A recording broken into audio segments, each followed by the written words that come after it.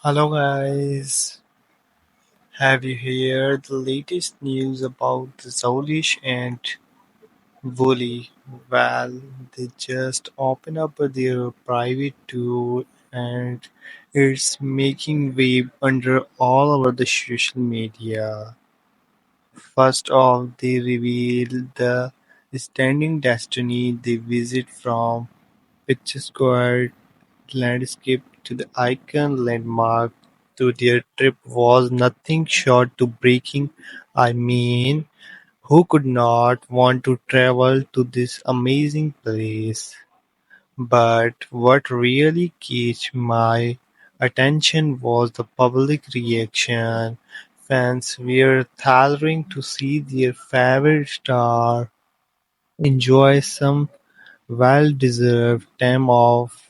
It always heartwarming to see celebrities being just like us and having fun. And of course, we get some insight into their personal lives. Zaulish and Wooly share some candid memories that give us into their personality. It's always nice to see the human side of our idols. But what I love the most about the revolution is the impact it was on their career. It showed that they are not just actors but real people with passion without outside of work. This makes them more relatable and enduring to fans, which can only help to their popularity grow.